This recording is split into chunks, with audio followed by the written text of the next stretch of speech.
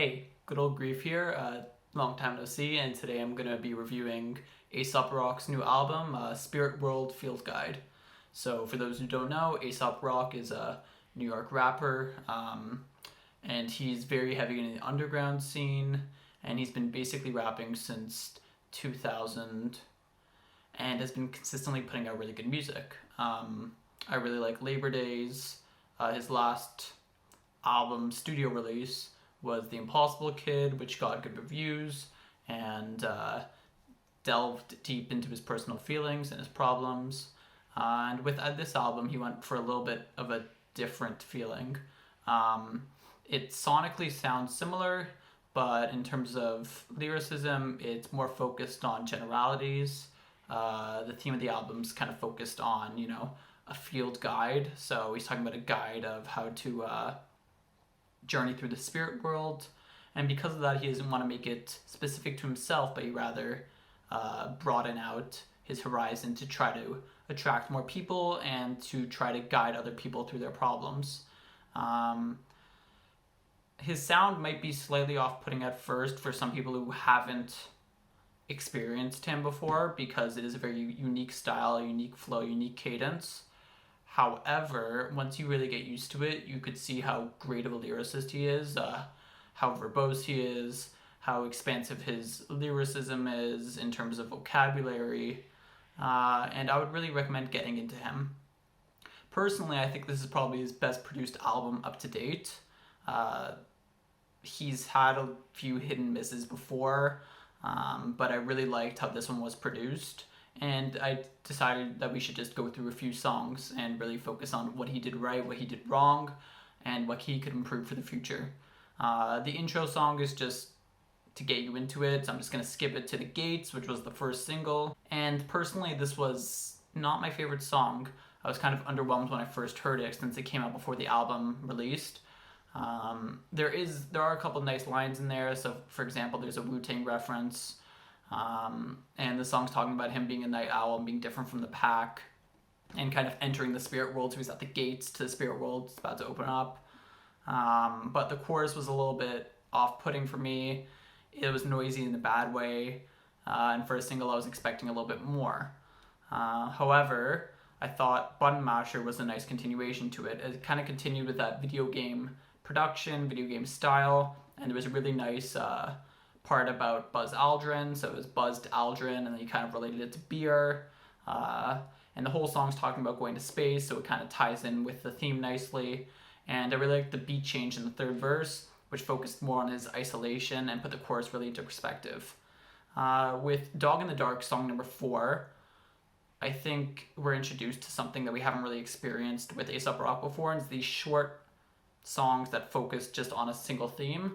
So there are 3 of these throughout the album, and I found them really refreshing. They were a nice break from the album, since it does run pretty long. It's about an hour and 21 songs. So these songs kind of acted as a break. So this song is about a minute and a half, and it's literally just talking about, is there a dog at the door? There's a repeating theme about might be a trap.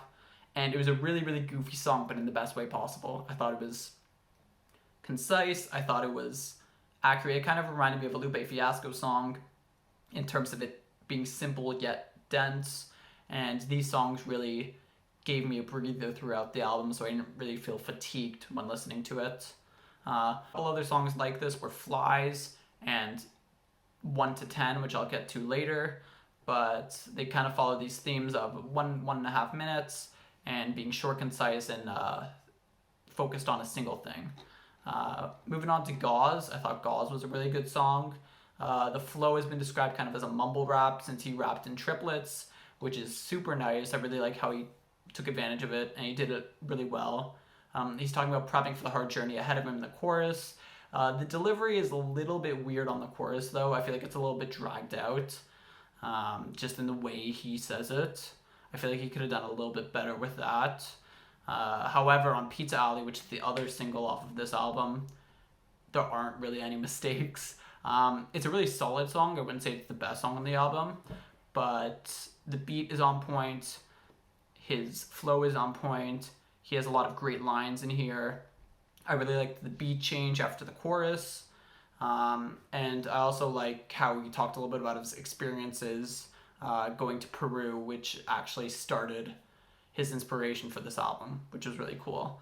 There was also a couple cool lines in there as well, which I thought that were really good. Crystal Sword, I really liked the looping bass on the beat. Simile that caught my attention was Future Bright as Fried Gamora. That was a really cool one. And there didn't seem to be a single theme. It kind of went from place to place in the song, but that was really good. Skipping past Boot Soup and moving on to Coveralls, I kind of liked how the synth was on the bass line. It added a little bit of an extra complexity, and I like how he changed up his flow as well here. It was a little bit harder to follow along with in the beginning, but the more you listen, the more you get a grasp to it, and it was a really well-paced song, in my opinion. Moving on to Holy Waterfall, I found the topic a little bit erratic. It felt like moving from experience to experience, but it also gave this feeling of being really busy and busy living, which is what I think he tried to convey in the song. And it's really nice for him, just because if you've listened to his past projects, you know, when he gets personal, he goes through a lot of dark things and deep things in life. So to see him kind of rebounding and doing a little bit better is really good. There were a couple good lines in there. There was a catchy chorus, and it's pretty much run-of-the-mill for Aesop Rock at this point to just produce quality songs like this. Flies, which I mentioned before, was a short song, kind of like Dog in the Door, except at this point he's talking about fruit flies. So it's the same type of song, but again, these songs really helped the album feel like an experience and feel like you weren't annoyed by listening to the whole thing.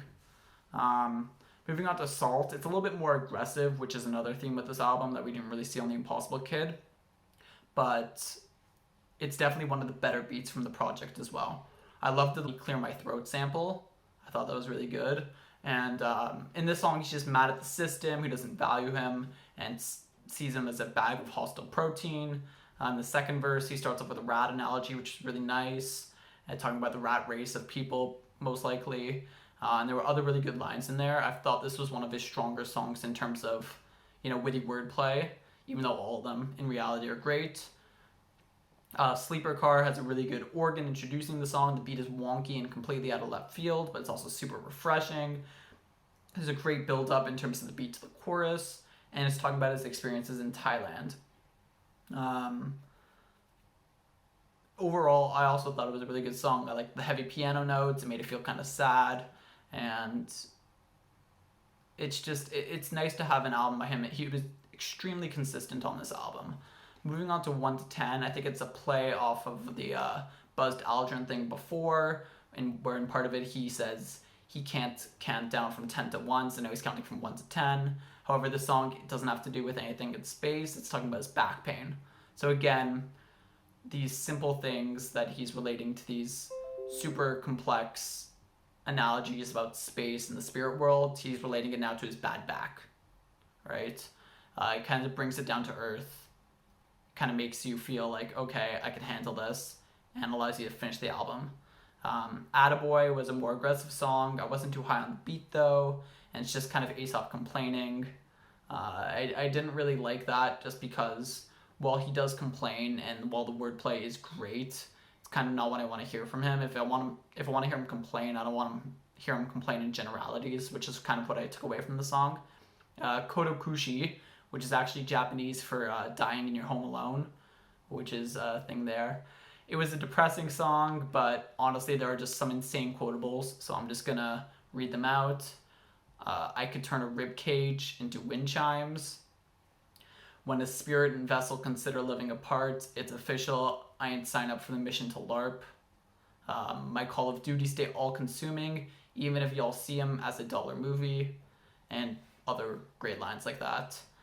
Skipping past Fixed and Dilated and Side Quest, since I didn't really like either of them, Marble Cake had a great beat switch and a little bit more positive messaging, which is basically good. Basically said to live your life, live your life the best you can. There were cool analogies about Skinner rats as well in there. And finally, to end off the album, The Four Winds kind of follows along that theme of staying positive and living the best life you can. And the classical guitar I thought was a really nice change and really helped the album finish on a positive light. It's one of the more positive albums I've seen from Aesop Rock. He usually tends to keep with a negative theme, but it sounds like he's really getting into a better place. And it's nice to see him age like a fine wine compared to so many other rappers that just can't keep up consistently for 20 years. It's really rare to see. I think it's due to the fact that his spot in the rap game is so cemented. He doesn't really feel like he has anything to prove anymore, so he's kind of just experimenting.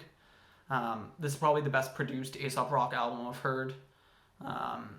While I would have liked a little bit more synergy throughout the album, I feel like that wasn't the point of this album. It's kind of acts as a field guide, and you're supposed to hop from place to place, like mentioned in the first song. But just personally, when listening, I would have liked a bit of more story throughout. That being said, though, there isn't much to critique on this album. The only thing maybe I would have liked other than that would have been for it to be shortened up a little bit. I think 21 songs is a bit long for him, especially because his songs are so dense. It's very hard to decompress and actually understand. But this was a really good album. If I had to give a rating, I'd probably give an 8 out of 10, with the best songs being Gauze, Dog at the Door, Pizza Alley, and Sleeper Car. Thanks for watching. I'll see you around.